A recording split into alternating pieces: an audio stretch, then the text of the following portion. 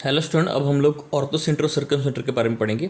देखिए, अगर हर एक वर्टेक्स से यानी ए से बी से और सी से अगर आपने ऑपोजिट साइड पर एक एल्टीट्यूड डाला, एल्टीट्यूड यानी परपेंडिकुलर, तो वो जो एल्टीट्यूड जहाँ पे इंटरसेक्ट करेंगे उसको बोलते हैं ऑर्थो सेंटर। ऑर्थो सेंटर के बारे में डिटेल में हम लोग स्ट्रेट लाइन चैप्टर में पढ़ेंगे, क्योंकि क्या होता है ना, ये जो आपको यहाँ पे एल्टीट्यूड दिख रहा है ए डी बी और बी एफ, तो आपने अगर नोटिस किया होगा डायग्राम में, जो ए डी है वो बी सी को परपेंडिकुलर है। इसका मतलब ए डी इस लाइन का स्लोप और बी सी लाइन का स्लोप दोनों का मल्टीप्लिकेशन कितना होता है, -1 होता है, बराबर।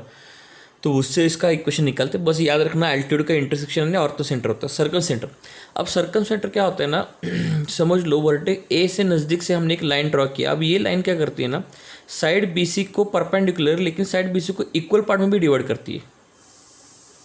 इसको बोलते हैं परपेंडिकुलर बाइसेक्टर। परपेंडिकुलर बाइसेक्टर का मतलब ये लाइन BC को परपेंडिकुलर है और BC को इक्वल पार्ट में डिवाइड करती है। यहाँ से ये लाइन AB को परपेंडिकुलर है और AB को इक्वल पार्ट में डिवाइड करती है, और यहाँ से एक लाइन मैंने ड्रॉ किया, ये AC को इक्वल पार्ट में डिवाइड करती है और परपेंडिकुलर है। तो ये जो परपेंडिकुलर बाइसेक्टर है, इनका जो इंटरसेक्शन होता है उसको बोलते हैं सर्कम सेंटर।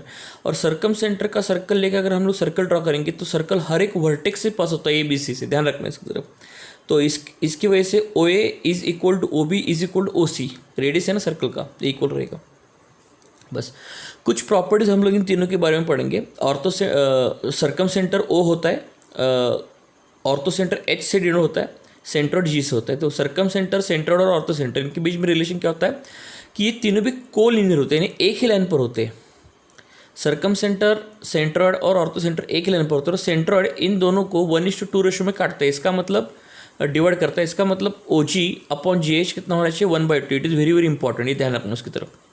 अब अगर मेरे पास राइट एंगल ट्रायंगल होगा तो राइट एंगल ट्रायंगल का जहाँ पे 90 डिग्री का एंगल है ना, वही उसका क्या होता है, ऑर्थो सेंटर होता है। क्यों? क्योंकि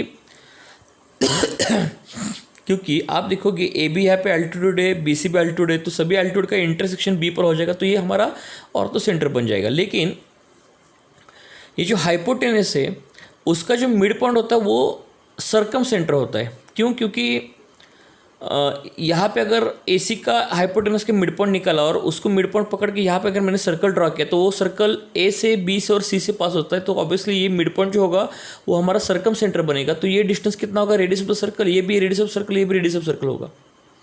गेटिंग माय पॉइंट, ये सर्कल सेंटर होता है। राइट एंगल ट्रायंगल का जो मिड पॉइंट होता है, हाइपोटेनस का मिड पॉइंट होता है, वो सर्कम सेंटर होता है। और राइट एंगल ट्रायंगल का जो 90 डिग्री का एंगल होता है वो हमारा ऑर्थो सेंटर होता है। ये स्पेशल प्रॉपर्टी होती है राइट एंगल ट्रायंगल की। तो सर्कम सेंटर क्या होता है, मिड पॉइंट ऑफ हाइपोटेनस। देखिए, अब इसके ऊपर आपको क्वेश्चन कैसे पूछ सकता है, अगर मान के चलो आपको डायरेक्टली एक राइट एंगल ट्रायंगल दे दिया और उसके को कोऑर्डिनेट्स मालूम है, यहाँ पे 0, 3 है, यहाँ पे 4, 0 है, तो इस लाइन का आप मिड पॉइंट कैसे निकालोगे। 4 + 0/2 कितना आएगा आंसर, 2 आएगा, और 3 + 0/2 कितना आएगा, 3/2। तो ये हमारा हो गया